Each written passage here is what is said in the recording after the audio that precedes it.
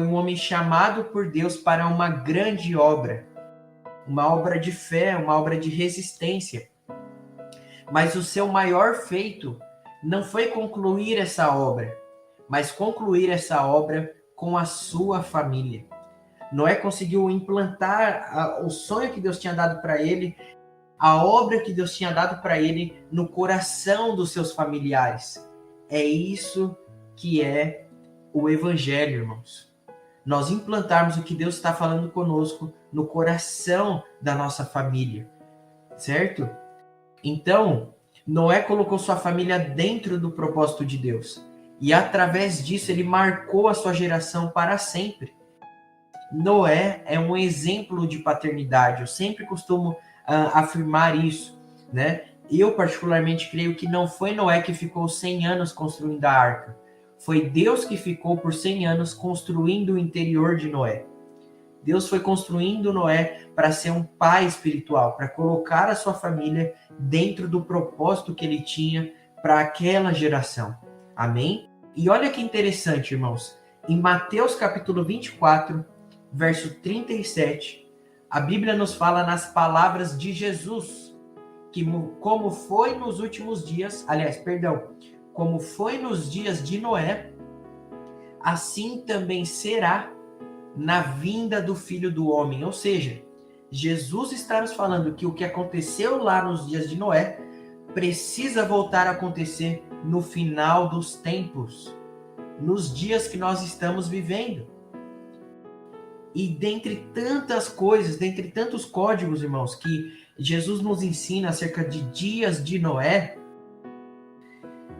uma das coisas que Jesus está nos ensinando é paternidade espiritual. É nós olharmos para a próxima geração com um olhar paterno, com um olhar de realmente prepará-los para o que eles irão enfrentar. Para pensar agora, rapidamente, como estarão as faculdades daqui 20 anos? Você já parou para pensar? Como estarão, os filmes, as séries daqui 20 anos? Como estarão as festas? Como estarão os bares, as boates? Como estará a sociedade daqui 20 anos? Você consegue imaginar? Você acha que indo uma vez na igreja, a próxima geração vai conseguir ficar firme com Deus? Você acha que é isso que vai salvá-los do inferno? Irmãos, o inimigo não está brincando.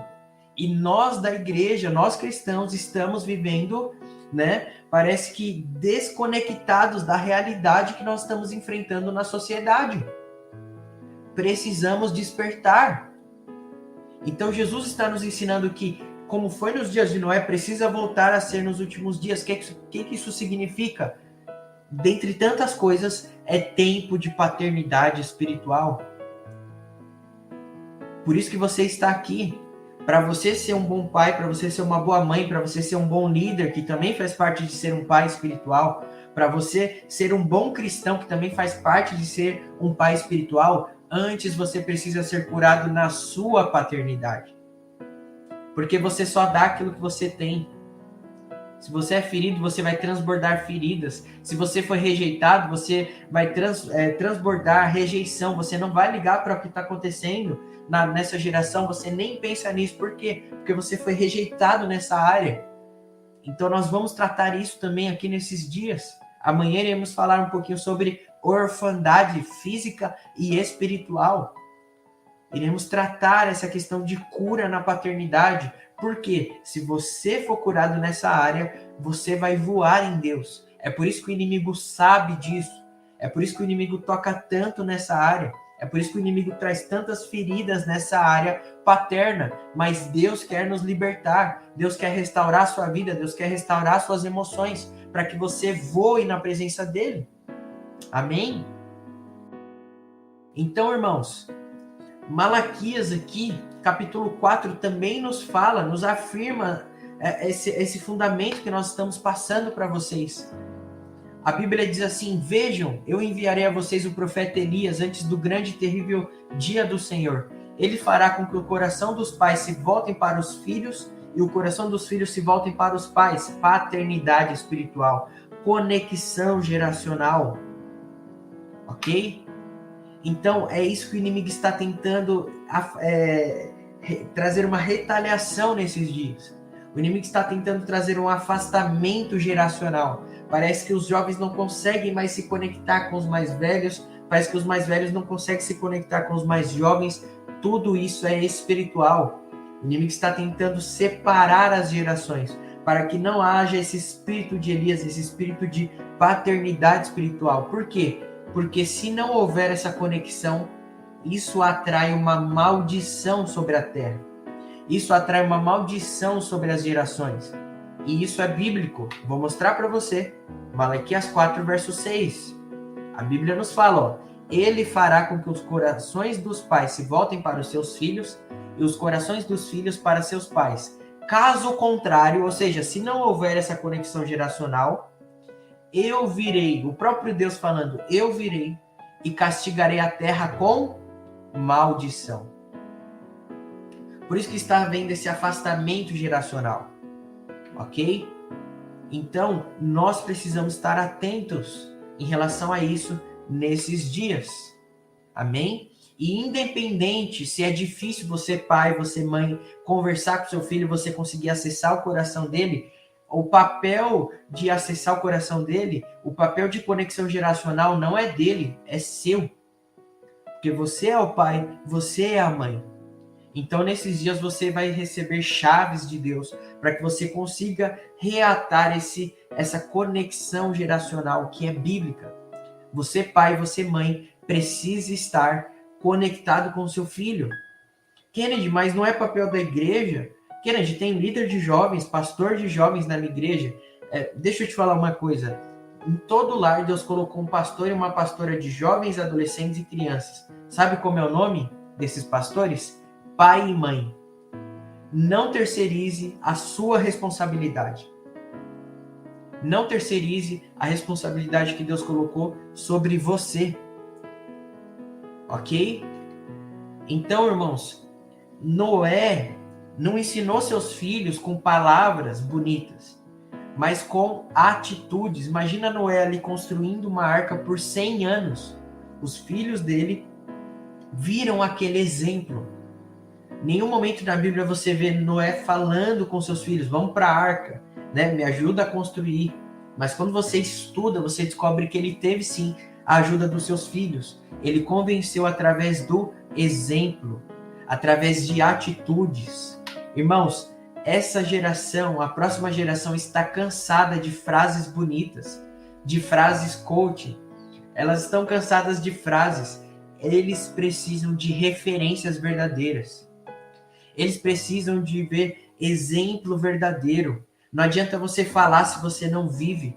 Não adianta você falar para o seu filho, leia a Bíblia, se você não lê. Se o seu filho não vê você lendo a Bíblia. Não adianta você falar, filho, você tem que orar, se você não ora. Não adianta você falar para o seu filho, espere para namorar, espere para ter um bom relacionamento, se o seu casamento não é um exemplo para o seu filho. Por que ele vai querer casar e ter um relacionamento mal como o seu? Um relacionamento conturbado como o seu? Você precisa ser o exemplo. E aqui fica uma questão para que você pense. Você é um exemplo para a próxima geração? Você é um exemplo para os seus filhos? Você, jovem, talvez que está me assistindo, você é um exemplo para o seu irmão mais novo? Você é um exemplo para crianças? Você é um exemplo para a próxima geração? Como está a sua leitura bíblica? Quanto tempo por dia você ora diante de Deus? Quando foi a última vez que você jejuou? Como é o seu comportamento na igreja? Você levanta as mãos para adorar a Deus? Você ajoelha quando você chega na igreja? Você quer que seu filho tenha temor? Como está o seu temor diante de Deus na igreja? Não adianta falar. Essa geração precisa de exemplos vivos. Essa geração precisa de referências. Como que você chega da igreja no seu lar? Amoroso? Para que seu filho vai querer ir para a igreja se você chega da igreja brigando com todo mundo, xingando, grosso? Qual que é o seu exemplo para a próxima geração? Irmãos, Deus quer restaurar as nossas vidas. Deus quer restaurar a nossa alma. Deus quer restaurar a nossa intimidade com Ele.